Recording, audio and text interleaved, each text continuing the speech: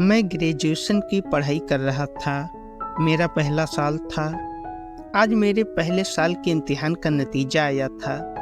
सभी छात्र पिछले 1 महीने से इस पल का इंतजार कर रहे थे। जैसा सबको यकीन था कि अतुल क्लास में अव्वल रहेगा, नतीजा वैसा ही था। अतुल का नाम पहले नंबर पर था, लेकिन दूसरे नंबर का नाम उतना ही ज़्यादा चौंकाने वाला और उम्मीद के उलट था। यह नाम था मेरा। मैंने अपने 3 साथियों के साथ, जो पिछले 2 सालों से पहले साल में ही फेल हो रहे थे, अपनी इमेज इस तरह की बना ली थी कि कॉलेज की कोई भी लड़की, चाहे वह सीनियर हो या क्लासमेट, उनका नाम सुनकर ही घबरा जाती थी। कॉलेज में आने के बावजूद मैं और मेरे वे साथी कभी भी क्लास अटेंड नहीं करते थे। हाँ, इतना जरूर था, प्रैक्टिकल की क्लास हम कभी मिस नहीं करते थे। इस बार मेरे तीनों साथी भी पास हो गए थे, पर वे सभी ज़्यादा नंबर नहीं लाए थे। मेरा इस तरह दूसरा नंबर पाना किसी के भी गले नहीं उतर पा रहा था, जबकि हकीकत यह थी कि मैंने इसके लिए खूब मेहनत की थी। मेरे पिता गांव में खेती करते थे और वे चाहते थे कि मुझको पढ़ाई के लिए बढ़िया माहौल मिले, जो मेरे भविष्य के लिए अच्छा हो। इसी वजह से मैं घर परिवार से अलग रहकर शहर में पढ़ाई कर रहा था। मेरे घर से आते समय पिता ने मुझे कड़े शब्दों में चेतावनी दे रखी थी कि अगर इम्तिहान में अच्छे नंबर नहीं आए तो मुझे गांव में रहकर पढ़ाई करनी होगी। मैंने अपना दैनिक कार्यक्रम इस तरह बनाया हुआ था कि मैं रात में 12 बजे से 3 बजे तक एकांत में ईमानदारी से पढ़ाई करता था। यही वजह थी कि मैं दिन भर आवारागर्दी करने के बाद इतने अच्छे नंबरों से पास हो गया था। चूंकि यह बात सभी छात्रों को मालूम नहीं थी, इसी वजह से न सिर्फ क्लासमेट बल्कि टीचिंग स्टाफ भी यही मान रहा था कि या तो मेरा कोई रिश्तेदार यूनिवर्सिटी में रसूख वाले पद पर है जिसने मुझे फ़ायदा पहुंचाया है, या मैंने जमकर नकल की है। मैं भी इन बातों से अनजान नहीं था, पर मैंने कभी इन बातों पर बवाल नहीं किया था।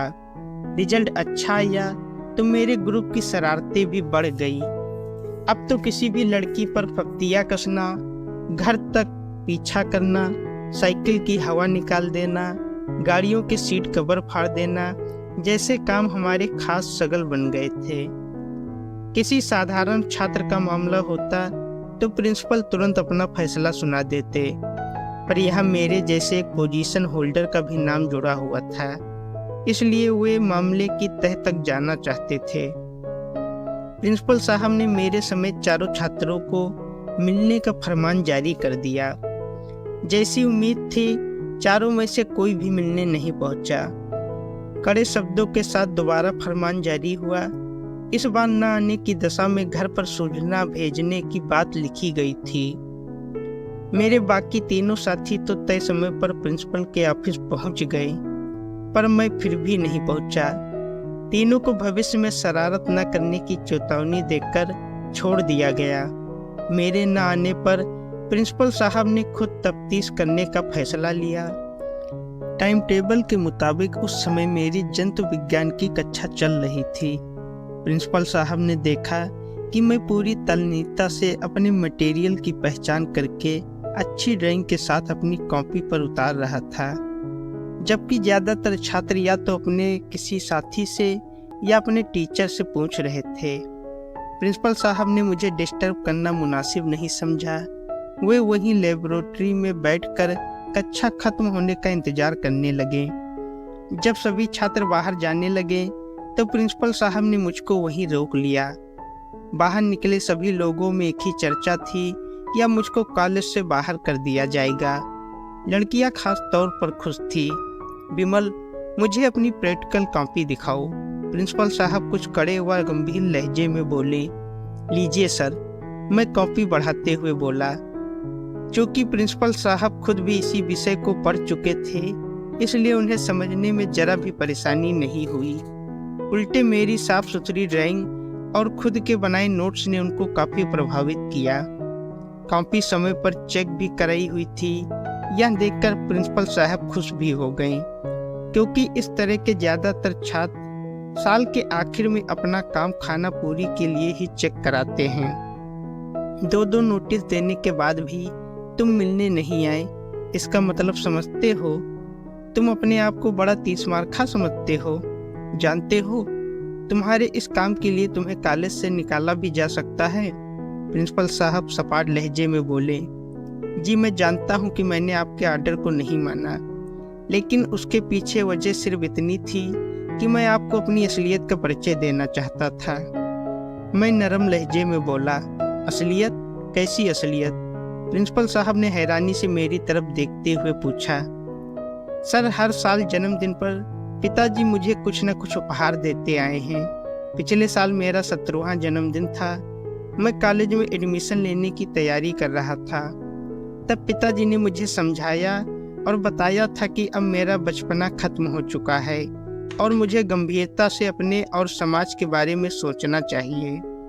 मैं तो हमेशा से ही अच्छा छात्र रहा हूँ, इसी वजह से उन्होंने मेरे भविष्य की चिंता ज़्यादा नहीं थी, पर वे चाहते थे कि मैं समाज के लिए कुछ ठोस काम करूं।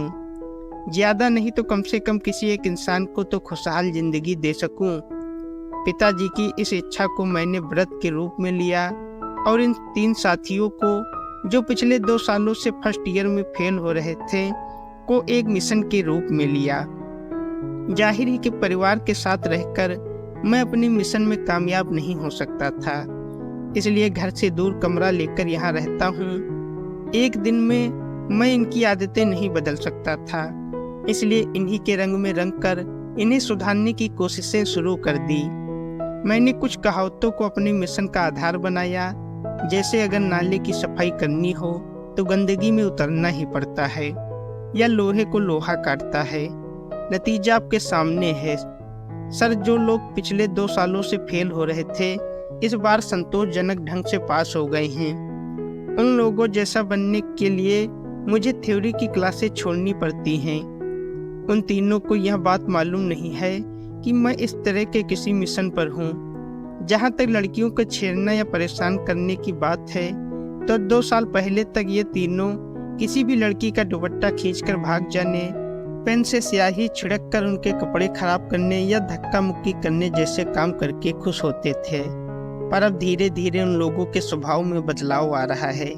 अब उनकी आदतें कमेंट पास करने तक ही सीमित रह गई हैं, और मुझे यकीन है कि कॉलेज से पास आउट होने पर वे भी दूसरों छात्रों की तरह इज्जत के साथ ही जाएंगे। तीनों की अच्छी नौकरी लग जाने तक मेरा काम पूरा नहीं होगा, इसलिए इन तीनों को साथ में कतई नहीं छोड़ सकता। प्रिंसिपल साहब और उनके साथ बैठे टीचरों में से किसी को भी इस तरह के जवाब की उम्मीद नहीं थी। बहुत अच्छा विमल, प्रिंसिपल साहब खड़े होकर मेरा कंधा थपथपाते हुए बोले। मुझे अपने रिटायर होने के बाद भी इस बात का गर्व रहेगा कि मैं एक ऐसे कॉलेज का प्रिंसिपल था जहां तालीम न सिर्फ अच्छा आदमी बनने को कहती थी, बल्कि अच्छे आदमी के जरिए अच्छा इंसान भी बनाती थी। मैं तुम्हें और तुम्हारे ग्रुप को शुभकामनाएं देता हूँ। मुझे भविष्य के नतीजे जानने की उत्सुकता रहेगी। साथ बैठे दोनों टीचरों ने भी सहमत और सम्मान में सिर हिलाया। तकरीबन 6 साल बाद मैं प्रिंसिपल साहब के घर जा रहा था। वैसे प्रिंसिपल साहब बीच बीच में बुलाकर मुझसे रिपोर्ट लेते रहते थे, पर पिछले 4 सालों से, मतलब रिटायरमेंट के बाद से, उनका कोई संपर्क नहीं था। डोरबेल बजाने पर प्रिंसिपल साहब ने ही दरवाजा खोला। सर, मैं विमल, कहते हुए मैंने झुककर प्रिंसिपल साहब के पैर छू लिए। अरे, तुम्हें परिचय देने की क्या जरूरत है?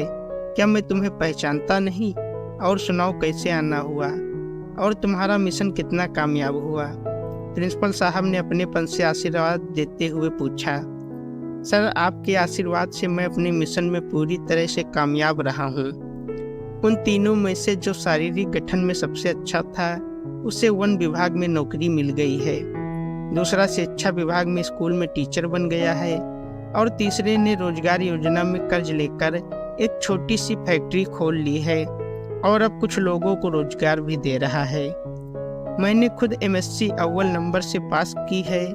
राज्य लोक सेवा आयोग द्वारा आयोजित परीक्षा व साक्षात्कार पास करने के बाद आज मेरा चयन डिप्टी कलेक्टर के रूप में हो गया है, इसलिए मैं आपका आशीर्वाद लेने आया हूँ। जिंदगी भर लेक्चर देने वाले प्रिंसिपल साहब के पास आज शब्दों का अकाल पड़ गया था। वे सिर्फ गर्व के साथ मेरे सिर पर हाथ फेर रहे थे। आज अपना वादा पूरा करके मैं भी बहुत खुश था।